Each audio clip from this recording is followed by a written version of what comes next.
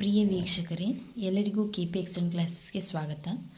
ಈ ವಿಡಿಯೋದಲ್ಲಿ ನಾವು 7ನೇ ತರಗತಿ ಗಣಿತ ಭಾಗ 1 ಅದರಲ್ಲಿ ಬರುವಂತಹ 3ನೇ ಅಧ್ಯಾಯ ಬಿಂದುವಿನ ಆಚೆಗೆ ಇಣುಕು ನೋಟ, ಈ ಒಂದು ಅಧ್ಯಾಯದಲ್ಲಿ ನಾವು ಪೇಜ್ ನಂಬರ್ 51ರಲ್ಲಿ ಬರ್ತಕ್ಕಂತಹ ಈ ಒಂದು ಪ್ರಶ್ನೆಗಳಿಗೆ ಉತ್ತರವನ್ನು ನೋಡೋಣ ಬನ್ನಿ. ಈ ಉದ್ದಗಳನ್ನು ಏರಿಕೆ ಕ್ರಮದಲ್ಲಿ ಜೋಡಿಸಿ ಅಂತ ನಿಮ್ಗೆ ಒಂದು 8 ಉದ್ದಗಳನ್ನ ಕೊಟ್ಟಿದ್ದಾರೆ. ಸೊ ಏರಿಕೆ ಕ್ರಮದಲ್ಲಿ ಜೋಡಿಸಿ ಅಂತಂದ್ರೆ ಫಸ್ಟ್ ಚಿಕ್ಕದನ್ನು ಬರೀದು ಅದಕ್ಕಿಂತ ದೊಡ್ಡದಿರೋದನ್ನು ನಾವು ಏನು ಮಾಡಬೇಕಾಗ್ತದೆ ಅಂದ್ರೆ ಬರ್ಕೊತ ಹೋಗ್ಬೇಕು. ಸೊ ಇಲ್ಲಿ ನೋಡ್ರಿ 9/10 ಇದೆ. ಇಲ್ಲಿ 1.10⁻7 ಇದೆ.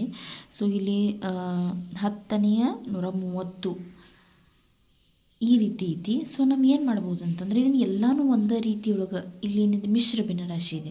ಸೊ ಇವನ್ನೆಲ್ಲ ಒಂದೇ ರೀತಿಯೊಳಗೆ ಬರೆದ್ರೆ ನಮ್ಗೆ ಈಸಿಯಾಗಿ ಯಾವುದು ಉದ್ದದ ಯಾವುದು ಚಿಕ್ಕದಿದೆ ಅಂತ ನಾವು ಫೈಂಡ್ ಔಟ್ ಮಾಡ್ಲಿಕ್ಕೆ ಸಾಧ್ಯ ಐತಿ. ಸೊ ನಾವು ಅದನ್ನು ಯಾವ ರೀತಿ ಮಾಡೋದು ಅಂತ ನೋಡೋಣ. ಮೊದಲನೇದು ಎ ಆ್ಯಸ್ ಇಟ್ ಈಸ್ 9/10 ಹಾಗೆ ಇರಲಿ. ಬಿ ಅನ್ನು ಎ 9/10 ಹಾಗೆ ಇರಲಿ, 9/10. ಬಿ ಅನ್ನು ನಾವು ಸ್ವಲ್ಪ ಚೇಂಜ್ ಮಾಡ್ಕೊಳ್ಳೋಣ ನೋಡ್ರಿ. 1.10⁻7 ಇದೆ. ಒಂದು ಪೂರ್ಣ ಅಂತಂದ್ರೆ 10 ಯೂನಿಟ್ಸ್ ಇರ್ತಾವೆ. ಒಂದು ಪೂರ್ಣ ಅಂತಂದ್ರೆ 10 ಯೂನಿಟ್ಸ್, ಅದಕ್ಕೆ 7 ಯೂನಿಟ್ ಮತ್ತು ಎಕ್ಸ್ಟ್ರಾ ಅಂದ್ರೆ ಟೋಟಲ್ 17 ಯೂನಿಟ್ಸ್ ಆಯ್ತದೆ. 17 ಗೆರೆಗಳು. ಸೊ 17 ಗೆರೆಗಳಾಯ್ತು. ನೆಕ್ಸ್ಟ್ ಸಿ ನೋಡ್ರಿ.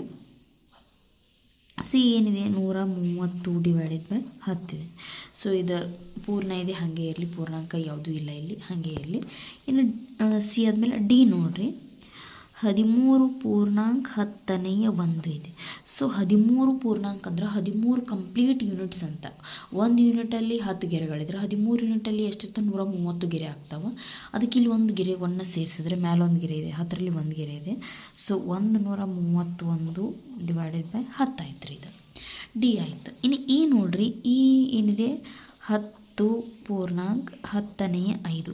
10 ಪೂರ್ಣ ಯೂನಿಟ್, ಆಮೇಲೆ 10ರೊಳಗೆ 5 ಯೂನಿಟ್ ಅಂತ. 10 ಪೂರ್ಣ ಯೂನಿಟ್ ಅಂದ್ರೆ 100 ಗೆರೆಗಳು. 100 ಗೆರೆಗೆ 5 ಕೂಡಿಸಿದ್ರೆ 105/10 ಆಯಿತು. 105/10 ಈ ಆಯಿತು. ಇನ್ನು ನೆಕ್ಸ್ಟ್ ಎಫ್ ನೋಡ್ರಿ. ಎಫ್ ಯಾವ ರೀತಿ ಮಾಡೋದು? 7.6/10 ಐತಿ. ಸೊ ಇದನ್ನು ಯಾವ ರೀತಿ ಮಾಡೋದು? 7 ಕಂಪ್ಲೀಟ್ ಯೂನಿಟ್ಸ್ ಅಂದರೆ ಒಂದು ಯೂನಿಟಲ್ಲಿ 10 ಗೆರೆಗಳು. 70 + 6 76/10 ಆಯಿತು. ಸೊ ನೆಕ್ಸ್ಟ್ ನೋಡ್ರಿ ಜಿ ನೋಡ್ರಿ ಏನೈತಿ 6.10⁻7. 6 ಕಂಪ್ಲೀಟ್ ಯೂನಿಟ್ ಅಂದರೆ 60 ಗೆರೆಗಳು. 60ಕ್ಕೆ 7 ಕೂಡಿಸಿದ್ರೆ 67/10. ಸೊ ನೀವು ನೋಡಿದ್ರೆ ಇಲ್ಲಿ ನಿಮ್ಗೆ ಗೊತ್ತಾಗಿಬಿಡ್ತದೆ ಯಾವ್ದು ದೊಡ್ಡದಿದೆ ಯಾವುದು. ಅತಿ ಹೈಯೆಸ್ಟ್ ಇರೋದು ಅಂತಂದ್ರೆ ದೊಡ್ಡದು ಡಿನೇ ಹೈಯೆಸ್ಟ್ ಐತಿ. ಅದಕ್ಕಿಂತ ಸ್ವಲ್ಪ ಕಡಿಮೆ ಅಂತಂದ್ರೆ 130/10 ಐತಿ. 130 ಚೂರು ಕಡಿಮೆ ಅಂತಂದ್ರೆ 76, 67. ಆಮೇಲೆ ಇನ್ನೂ ಒಂದಿದೆ ಹೆಚ್ಚೊಂದು ಬಿಟ್ಟಿದ್ದೀನಿ ಇಲ್ಲಿ 4/10 ಇದೆ. ಅದು 4/10. ಇದಾದಮೇಲೆ ಇದಾದಮೇಲೆ 9 ಆದಮೇಲೆ 4 ಬರ್ತದೆ. ಸೊ ಇದರ ಅತಿ ಚಿಕ್ಕದಂತಂದರೆ ಯಾವುದು? 4/10 ಅಂತಂದ್ರೆ 4/10 ಚಿಕ್ಕದಿದೆ. ಇದಕ್ಕಿಂತ ಚೂರು ದೊಡ್ಡದು ಯಾವುದಿದೆ ನೋಡ್ರಿ? 9/10. ಅದರ ನೆಕ್ಸ್ಟ್ ಯಾವ್ದು ಬರ್ತದೆ ನೋಡ್ರಿ? 17/10. ಇನ್ಕ್ರೀಸಿಂಗ್ ನಂಬರ್ಸ್ ನೋಡ್ಕೊತ ಹೋಗ್ಬೇಕು. 17 ಆದ ನೆಕ್ಸ್ಟ್ ಬರೋದು ಯಾವುದು? 67 ಬರ್ತದೆ. ನೆಕ್ಸ್ಟ್ ಅಂದರೆ 67/10 ಬರ್ತದೆ. ನೆಕ್ಸ್ಟ್ ನೋಡಿರಿ 67 ನಂತರ 76/10. 76 ನೆಕ್ಸ್ಟ್ ಯಾವ್ದು ಬರ್ತದೆ? 76 ಆದಮೇಲೆ 105ನ. ಎಸ್ 105. 105/10 ಬರ್ತದೆ. 105 ಆದ ನಂತರ ಯಾವ್ದು ಬರ್ತದೆ ನೋಡ್ರಿ? 105 ಆದಮೇಲೆ 130 ಬರ್ತದೆ. ಸಿ 130 ಬರ್ತದೆ. 130/10. 130/10 ಅದಾದಮೇಲೆ ಮೇಲೆ ಇಲ್ಲಿ ನೋಡ್ರಿ 131/10 ಅಂದರೆ ಡಿ ಲಾಸ್ಟ್. 131/10. ಸೊ ನಮ್ಮ ಕ್ವಶನಲ್ಲಿ ಯಾವ ರೀತಿ ಕೊಟ್ಟಿದ್ದಾರೋ ಅದೇ ರೀತಿ ನಾವು ಇನ್ಕ್ರೀಸಿಂಗ್ ಆರ್ಡ್ರಲ್ಲಿ ಬರೀಬೇಕಾಗ್ತದೆ. ಸೊ ಇದ್ರ ಬದಲಾಗಿ ನಾವು ಏನು ಬರೀಬೋದು ಅಂತಂದ್ರೆ 4/10 ಇದೆ ಹಾಗೆ ಬರೀರಿ 4/10.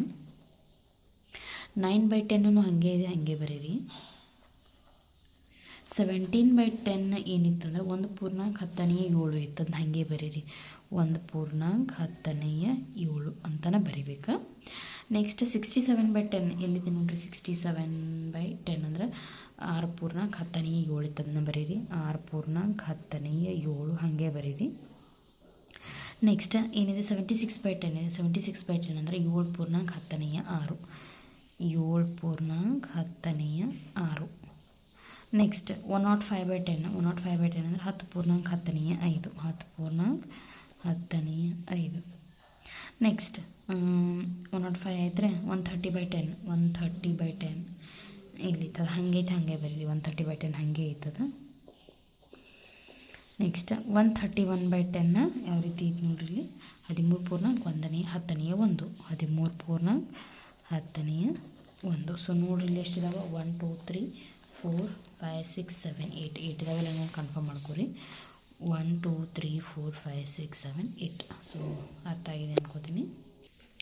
ಸೆಕೆಂಡ್ ಕ್ವೆಶ್ಚನ್ ನೋಡ್ರಿ ಮಕ್ಕಳೇ, ಮುಂದಿನ ಉದ್ದಗಳನ್ನು ಏರಿಕೆ ಕ್ರಮದಲ್ಲಿ ಜೋಡಿಸಿ ಅಂತ ಹೇಳ್ಯಾರ.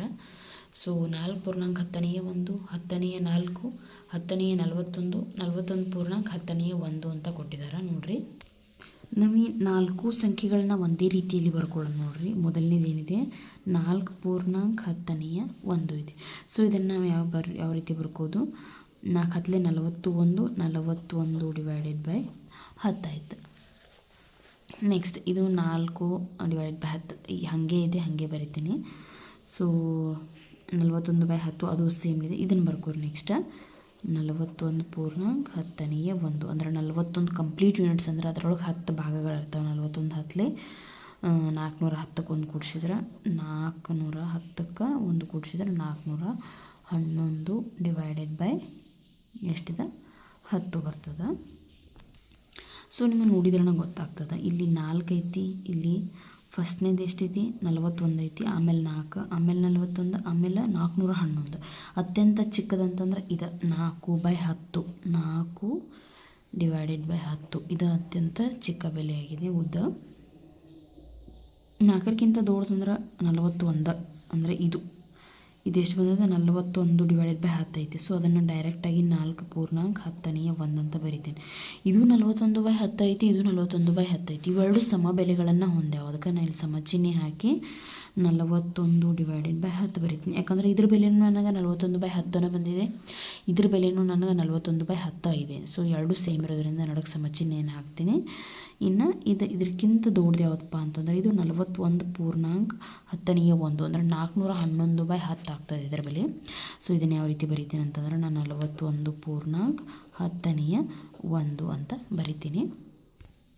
ಸೊ ಈ ಪ್ರಶ್ನೆ ಅರ್ಥ ಆಗಿದೆ ಅನ್ಕೋತೀನಿ ಮಕ್ಕಳೇ. ಇನ್ನು ಮುಂದೆ ನೋಡ್ರಿ, ಸೋನು ತನ್ನ ದೇಹದ ಕೆಲವು ಅಂಗಗಳನ್ನು ಅಳೆಯುತ್ತಾನೆ. ಸೋನುವಿನ ಕೆಳ ತೋಳಿನ ಉದ್ದವು 2 ಪೂರ್ಣಾಂಕ 10⁻7 ಮಾನಗಳು ಮತ್ತು ಮೇಲಿನ ತೋಳಿನ ಉದ್ದವು 3 ಪೂರ್ಣಾಂಕ 10⁻6 ಮಾನಗಳು. ಅವನ ತೋಳಿನ ಒಟ್ಟು ಉದ್ದ ಎಷ್ಟು ಅಂತ ಕೇಳಿದಾರೆ. ಸೊ ಅದಕ್ಕೆ ಅವರ ಆನ್ಸರ್ ಸಹ ಇಲ್ಲಿ ಕೊಟ್ಟಿದ್ದಾರೆ. ನೋಡ್ಬೋದು ನೀವು ಯಾವ ರೀತಿ ಮಾಡ್ಬೋದು ಅಂತ. ಪೂರ್ಣ ಸಂಖ್ಯೆಗಳನ್ನು ಪೂರ್ತಿ ಒಂದು ಕಡೆ ಬರ್ಕೊಂಡು ಭಿನ್ನ ರಾಶಿ ರೂಪದಲ್ಲಿರ್ತಕ್ಕಂಥ ಸಂಖ್ಯೆಗಳನ್ನು ಬರ್ಕೊಂಡು ಅದನ್ನೇನು ಮಾಡ್ಬೇಕಂತಂದ್ರೆ ನಾವು ಸಪ್ರೇಟಾಗಿ ಕೂಡಿಸಿದ್ವಿ ಅಂತಂದ್ರೆ ನಮಗೆ ಉತ್ತರ ಬರ್ತದೆ. ಸೊ ಅದೇ ರೀತಿ ಒಳಗೆ ನಮಗೂ ಇಲ್ಲೊಂದು ಪ್ರಶ್ನೆಯನ್ನು ಮಾಡಿರಿ ಅಂತ ಅವ್ರು ಕೊಟ್ಟಿದ್ದಾರೆ. ನೀವು ಇಲ್ಲಿ ಕಾಣಿಸಿದೆ ಮಕ್ಕಳೇ ನಿಮ್ಗೆ. ಸೊ ಇದನ್ನು ಸಾಲ್ವ್ ಮಾಡೋಣ ಬನ್ನಿ. ಇಲ್ಲಿ ನೋಡ್ರಿ, ಜೇನುನೊಣದ ದೇಹದ ಉದ್ದಗಳನ್ನು ನೀಡಲಾಗಿದೆ. ಅದರ ಒಟ್ಟು ಉದ್ದವನ್ನು ಕಂಡುಹಿಡಿಯಿರಿ. ಸೊ ಈ ತಲೆ ಎತ್ತರವನ್ನು ಕೊಟ್ಟಿದ್ದಾರೆ, ಎದೆಗೂಡಿನ ಉದ್ದವನ್ನು ಕೊಟ್ಟಿದ್ದಾರೆ, ಹೊಟ್ಟೆಯ ಉದ್ದವನ್ನು ನಮಗಿಲ್ಲಿ ಕೊಟ್ಟಿದ್ದಾರೆ. ಸೊ ಈ ಮೂರನ್ನು ನಾವೇನು ಮಾಡ್ಬೇಕಂತಂದ್ರೆ ಕೂಡಿಸಿ ಒಟ್ಟು ಉದ್ದವನ್ನು ನಾವು ಕಂಡುಹಿಡಬೇಕಾಗಿದೆ. ಇಲ್ಲಿ 3 ವಿಧಾನಗಳ ಮೂಲಕ ಇದನ್ನು ಸಂಕಲನವನ್ನು ಕೊಟ್ಟಿದ್ದಾರೆ. ಸೊ ನಾವು ಯಾವ್ದು ಬೇಕಾದರೂ ಅದನ್ನು ಅಳವಡಿಸ್ಕೊಳ್ಬೋದು. ಈಸಿಯಾಗಿ ಮಾಡೋ ಒಂದು ವಿಧಾನ ಏನಪ್ಪ ಅಂತಂದರೆ, ಈ ಪೂರ್ಣಾಂಕ ಭಿನ್ನರಾಶಿಗಳನ್ನು ಏನು ಮಾಡ್ಬೋದಪ್ಪ ಅಂತಂದ್ರೆ, ಅಥವಾ ಈ ಪೂರ್ಣಾಂಕ ಮತ್ತು ಭಿನ್ನರಾಶಿ ಮಿಶ್ರ ಭಿನ್ನರಾಶಿ ಇರ್ತಕ್ಕಂಥ ಇಂತಹ ಒಂದು ಸಂಖ್ಯೆಗಳನ್ನು ನಾವು ಯಾವ ರೀತಿ ಮಾಡ್ಬೇಕಂತಂದ್ರೆ, ಈ ಎಲ್ಲ ಉದ್ದಗಳನ್ನು 10ನೇ ಒಂದು ಭಾಗಕ್ಕೆ ಪರಿವರ್ತಿಸಬೇಕು. 10ನೇ ಒಂದು ಭಾಗಕ್ಕೆ ಪರಿವರ್ತಿಸಿದಾಗ ನಮಗೆ ಅತ್ಯಂತ ಸುಲಭವಾಗಿ ಅದನ್ನು ಕೂಡಿಸ್ಲಿಕ್ಕೆ ಮತ್ತು ಕಳೀಲಿಕ್ಕೆ ಸುಲಭ ಆಗ್ತದೆ. ಸೊ ಯಾವ ರೀತಿ ಮಾಡೋದು, 10ನೇಯ ಒಂದು ಭಾಗಕ್ಕೆ ಮೊದಲು ನಾವೇನು ಮಾಡೋಣ, ಪರಿವರ್ತನೆ ಮಾಡೋಣ. ತಲೆ ಭಾಗವನ್ನು ಮೊದಲು ಪರಿವರ್ತನೆ ಮಾಡೋಣ. ತಲೆ ಅಂತಂದ್ರೆ 2 ಪೂರ್ಣಾಂಕ 10⁻3 ಐತಿ. ಸೊ ಇದನ್ನು ಯಾವ ರೀತಿ ಬರಿಬೋದು, ಸೊ 10 23 ಕೂಡಿಸಿದ್ರೆ 23 ಡಿವೈಡೆಡ್ ಬೈ 10 ಬರ್ತದೆ. ಆಮೇಲೆ ಎದೆಗೂಡನ್ನು ಏನು ಮಾಡೋಣ,